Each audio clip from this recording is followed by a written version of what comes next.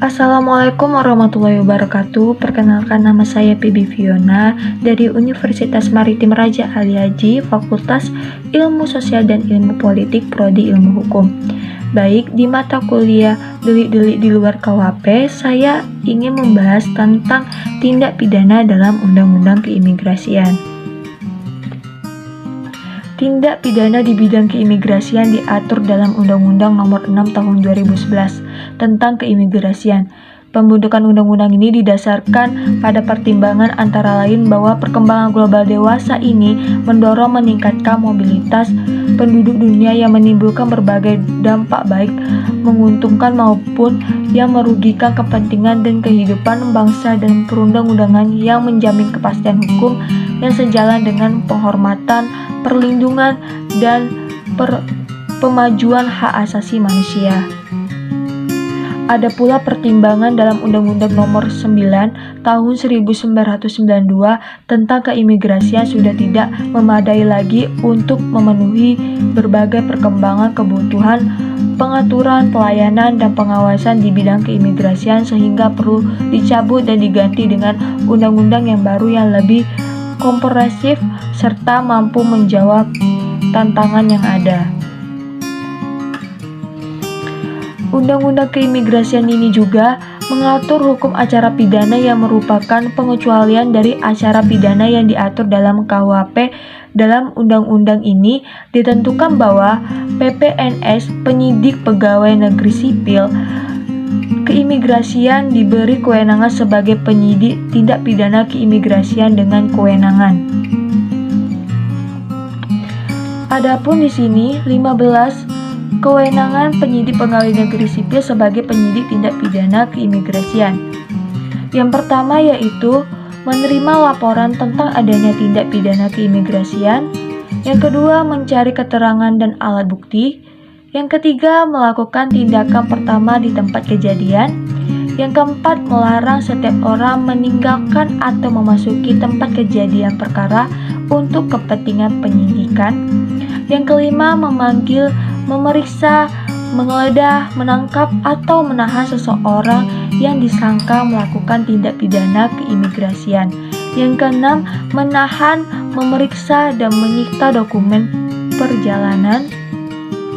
Selanjutnya yang ketujuh, menyuruh berhenti orang yang dicurigai atau tersangka dan memeriksa identitas dirinya. Yang kedelapan, memeriksa atau menyita surat, dokumen, atau benda yang ada hubungannya dengan tindak pidana keimigrasian.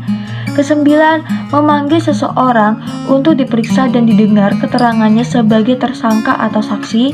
Yang kesepuluh, mendatangkan ahli yang diperlukan dalam hubungannya dengan pemeriksaan perkara. Yang ke-11, melakukan pemeriksaan di tempat tertentu yang diduga terdapat surat, dokumen, atau benda lain yang ada hubungannya dengan tindak pidana keimigrasian. Selanjutnya, yang ke-12, mengambil foto dan sidik jari tersangka. Ke-13, meminta keterangan dari masyarakat atau sumber berkompeten. Ke-15, melakukan penghentian penyidikan. Dan atau yang terakhir, mengadakan tindakan lain menurut hukum. Nah, dalam melakukan penyidikan, PPNS keimigrasian berkoordinasi dengan penyidik Kepolisian Negara Republik Indonesia. Setelah selesai melakukan penyelidikan, PPNS keimigrasian menyerahkan berkas perkara kepada penuntut umum. Alat bukti pemeriksaan tindak pidana keimigrasian berupa, yaitu yang pertama, alat bukti sebagaimana dimaksud dalam hukum acara pidana. Yang kedua, alat bukti lain berupa informasi yang diucapkan, dikirimkan, dan diterima atau disimpan secara elektronik atau yang serupa dengan itu. Yang terakhir, keterangan tertulis dari pejabat imigrasi yang berwenang.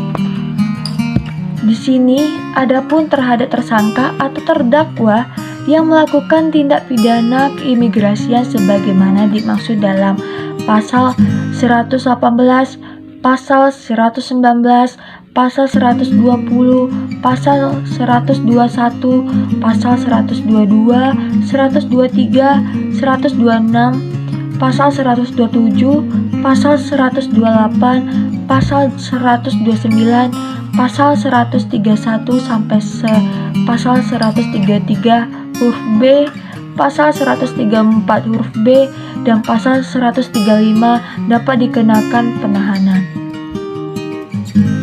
Tindak pidana imigrasi di dalam pasal 116 sampai 117 diberlakukan acara pemeriksaan singkat sebagaimana dimaksud dalam hukum acara pidana. PPNS Keimigrasian menyerahkan tersangka dan alat bukti kepada penuntut umum dengan disertai catatan mengenai tindak pidana keimigrasian yang disangkakan kepada tersangka. PPNS juga dapat melaksanakan kerjasama dalam penyelidikan dan penyidikan tindak pidana keimigrasian dengan lembaga penegak hukum dalam negeri dan negara lain sesuai dengan ketentuan peraturan perundang-undangan atau berdasarkan perjanjian internasional yang telah diakui oleh pemerintah Republik Indonesia. Baik, hanya itu saja yang bisa saya sampaikan mengenai tindak pidana dalam Undang-Undang Keimigrasian. Terlebih kurang saya mohon maaf. Saya akhiri, wassalamualaikum warahmatullahi wabarakatuh.